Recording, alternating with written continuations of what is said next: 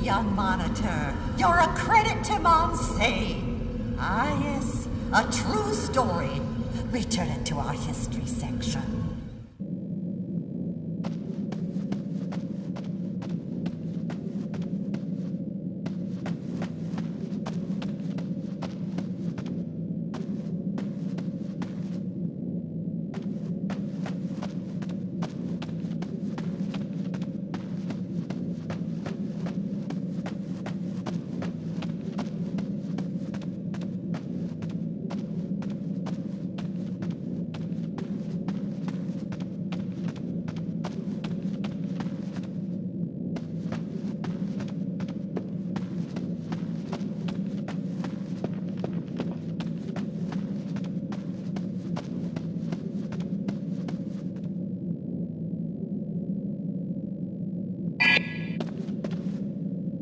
Sir William Hawksmoor, the origin of the legend of Blackhawk's Night.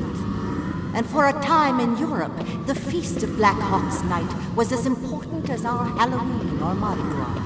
Eventually, it became a happy family festival, but it began as a dark anniversary. The one night of the year when parents never dared to leave their children alone. In England, in the 13th century, there lived a legendary knight, Sir William Hawksmoor. To some, he was the Royal Hawk, a loyal and brave crusader, fearless protector of the king. To most, though, and they would never breathe it in his presence, he was the Blackhawk. Valiant, yes, but deadly. At home, an aristocrat to be feared. Abroad, a bloodthirsty warrior, slaughtering wildly in the name of king and god. Just as with his favorite hunting bird, the king would go nowhere without his protector, Hawksmoor. The knight became a great favorite in the royal court, loved for his bravery and unswerving loyalty, admired for his charm and wit. Frank and fearless in his conversations with the king, he became an increasingly valued counselor. But such a close affiliation with the king was doomed to breed envy and political enemies. A powerful group began plotting against the Blackhawk. They had to decide which of their feelings was the stronger, their hatred or their fear.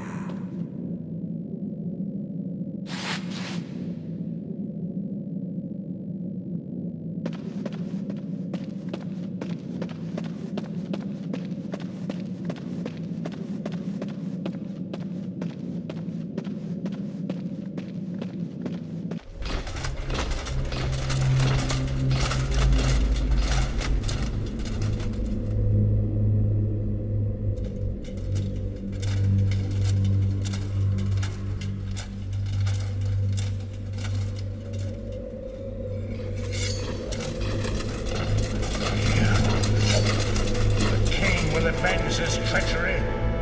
The slaughter. The king. Every last arrangement. Which tiny throat would cut first.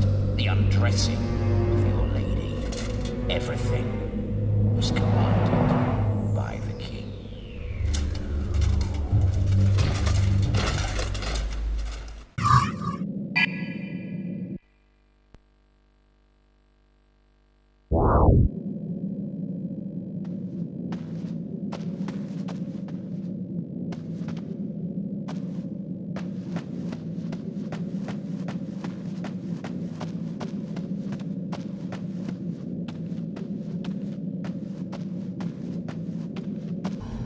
Somewhere in a school, a second book to find. Be gone!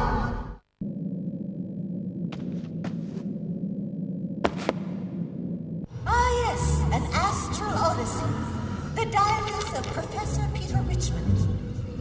What's this? This is an outrage! Just look at it, Monitor, just look at it! One page remaining. The final entry and the rest torn asunder. Shocking's the word. Now let me see who was the last borrower. Oh yes, they won't fool this librarian.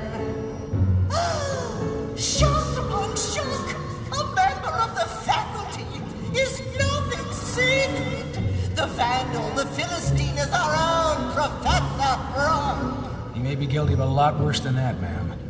You don't mean pen in the margin? Well, Monitor, I suggest you read this final page and then return the book to the biography section.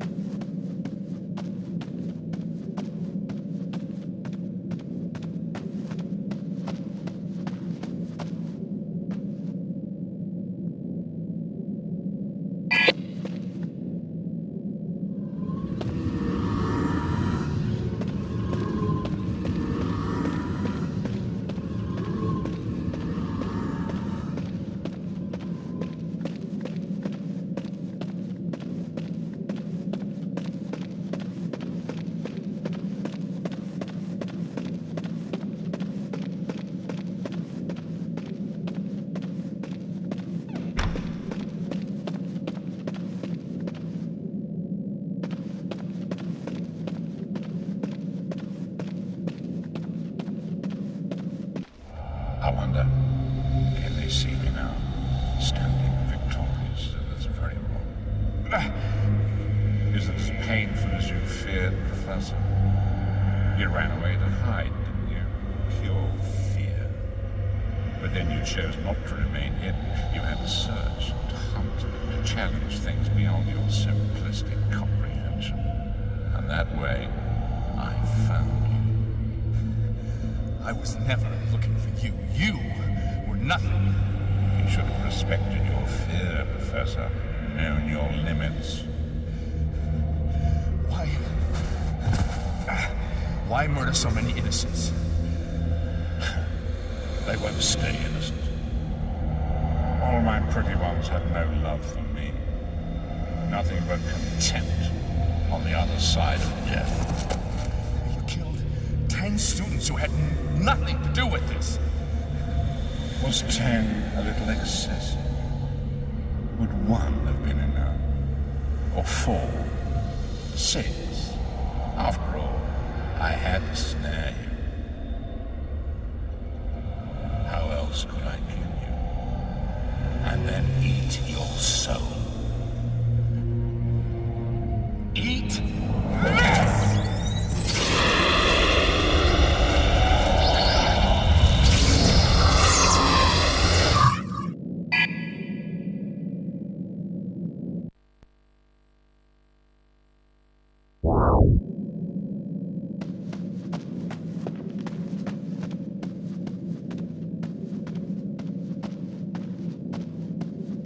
And now, Monitor, it is time for us to go.